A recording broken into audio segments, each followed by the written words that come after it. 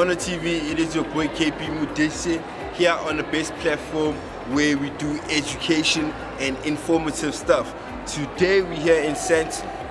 We're at the UN Global Compact Network 2025. You know what I'm saying? We're going to be mingling around with innovators and people that have good ideas to broaden our horizon as South Africa. You know what I'm saying? This is not an event for old people. It's an event for young people who have good ideas. Come through, get in the mix yourself with other entrepreneurs, network. Let's get in South Africa great again, you know what I'm saying? It is KP Mudese, whatever. Follow me, brother.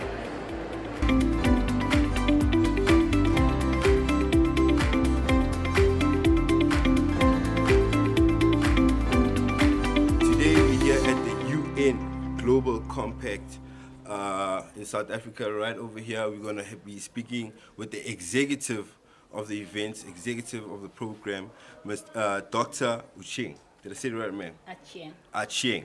Ma'am, how are you doing today? I'm doing good. How are you? Fine, thanks, ma'am. Ma'am, can you just please tell us what we're doing here today and what's the whole event about?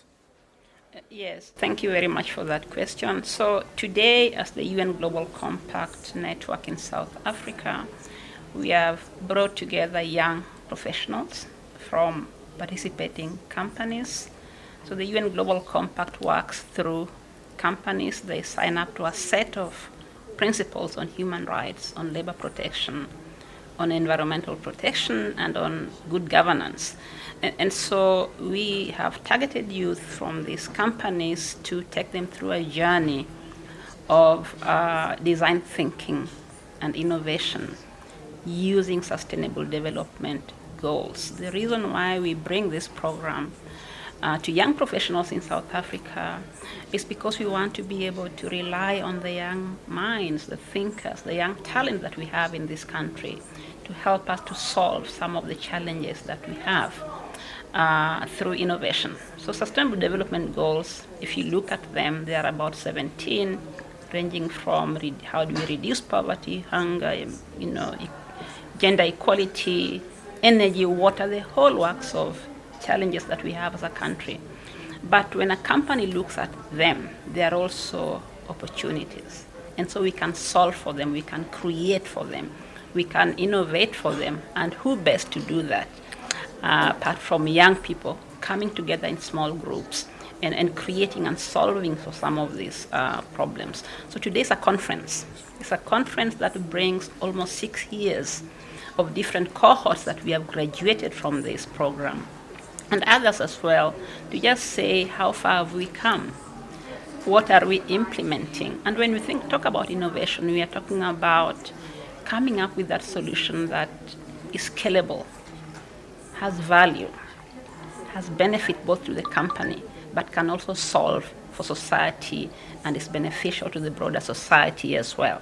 So out of 6 years, we've graduated 240 young people from companies, worked with over 35 companies, and we are at a point now where we are saying, because this program has been so successful, today we have seen creations of solutions around water or energy, or just young people just coming up with ideas to change business models, to help companies shift to policies that really enable sustainability to happen.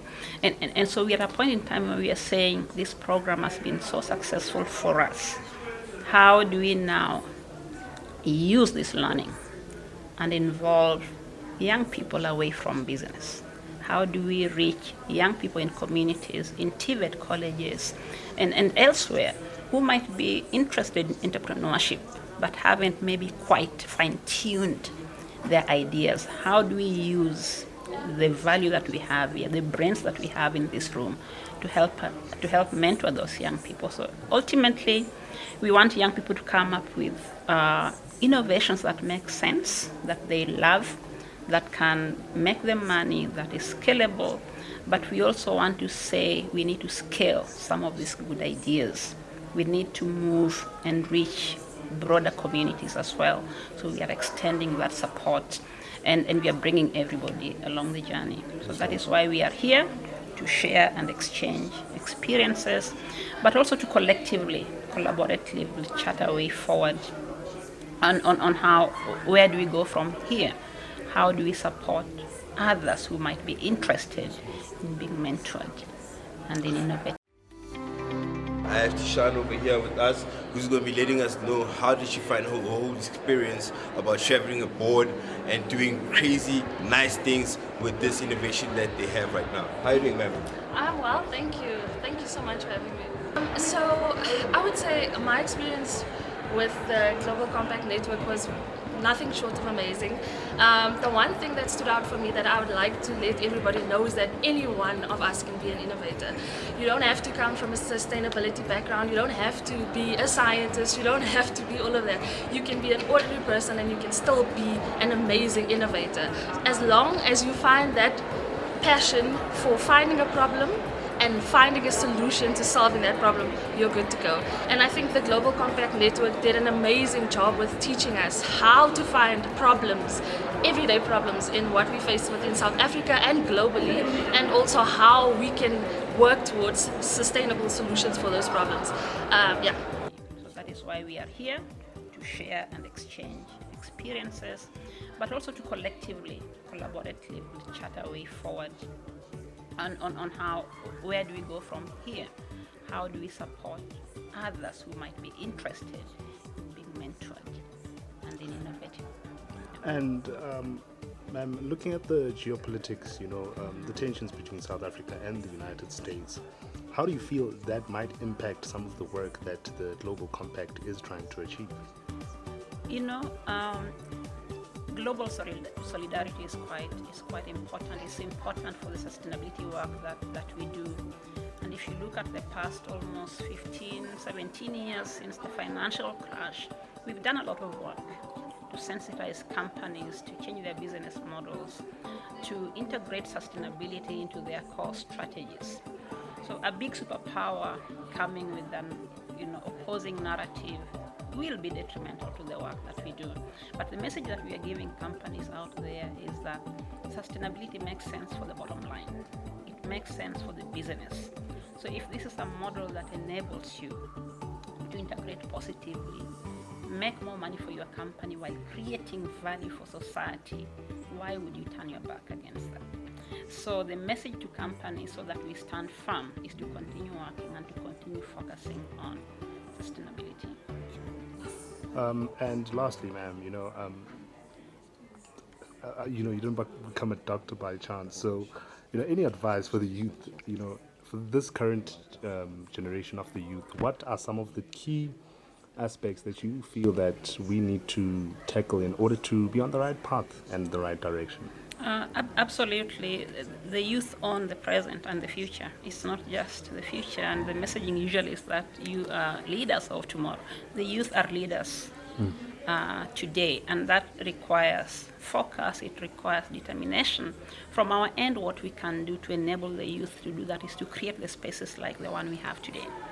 Create those spaces that youth can interact with each other and with people who are ahead of them, to gain ideas, to be able to grab the opportunities that may exist in a room like this, sitting with business leaders and young people alike.